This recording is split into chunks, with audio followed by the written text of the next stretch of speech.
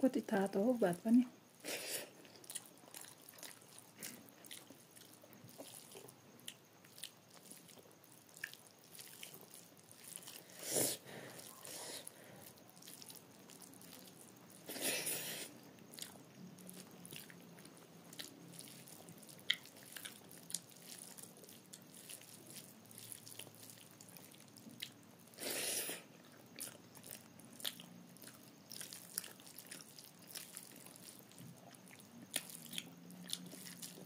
अमिलो धेरै भएछ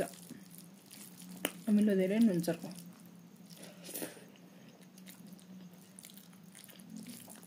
कहिलेकाहीँ त एकदम मिठो पारेर पकाउँछु भने पकाउँदा पकाउँदै के बिग्रिन्छ हौ आज झोल धेरै नपारेको कस्तो अलि नुनचर्को भएछ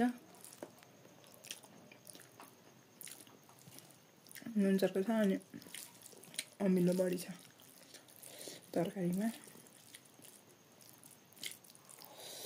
मासु केही खान साथीहरु यस्तै हो अब खाना यस्तै खायो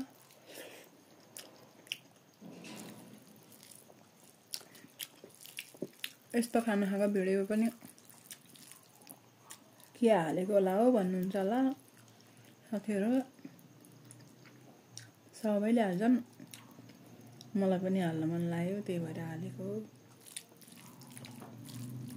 खाना त म यस्तै खान्छु सादा खाना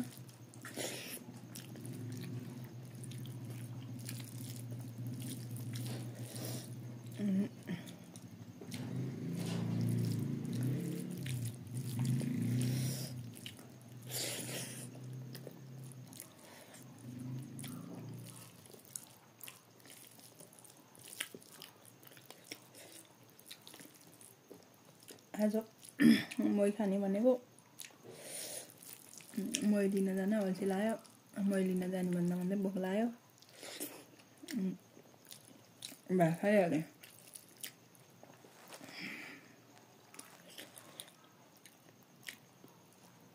गाउँदेखि मम्मीले पठाइदिएको आलु त्यति धेरै थियो अब सिल्ल्यो दिनका दिन नै आलु त्यति खानु आलु पनि सागहरु पनि खासै मिठो लाग्दैन धेरै खान क्याक्रेक्क परेको हुन्छ के बजारको साग